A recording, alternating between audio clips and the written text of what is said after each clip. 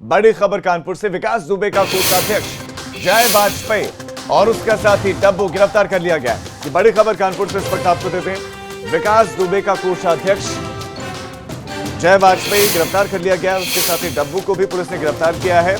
जय वाजपेयी और डब्बू वारदात से पहले विकास को फोन करके पहुंचा था, बिकरू गांव पहुंचा था और विकास को 2 लाख रुपए और 25 रिवॉल्वर के कारतूस देकर जय वाजपेयी ने मदद की थी और वारदात के बाद विकास को भागने में भी लगातार जय वाजपेयी मदद करा था। तो ये बड़ी खबर आपको देते, विकास और उसके गैंग को लग्जरी गाड़ियां ये पहुंचा रहा था और पुलिस की सक्रियता देखकर गाड़ियां फिर लावारिस छोड़ी गई थी।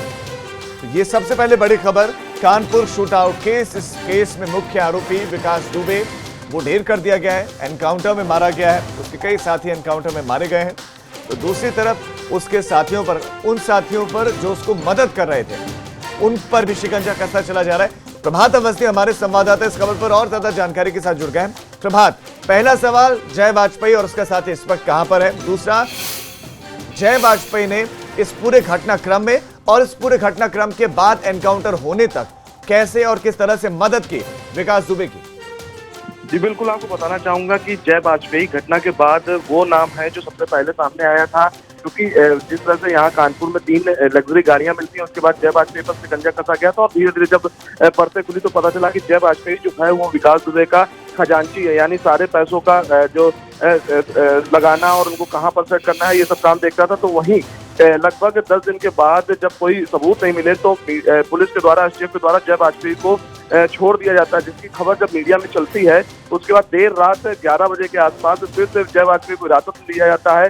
पूछताछ में वो और भी जो तथ्य हैं वो उसमें निकल कर आते हैं कि जो सप्लाई की गई थी कारतूसों की और असलहों की, वो उसके द्वारा की गई थी। साथ ही प्रभात, आप एक बहुत महत्वपूर्ण पॉइंट कह रहे हैं। ये खबर बड़ी है कि पहले छोड़ दिया जाता है, पहले कहते हैं कि कुछ खास इससे इनपुट मिला नहीं, उसके बाद छोड़ दिया जाता है और मीडिया खबर दिखाता है, उसके बाद अचानक से सारे राज भी उगलने लग जाता है। ये सवाल खड़े करता है कि क्या पहले कड़ाई से पूछताछ की जा रही थी या नहीं?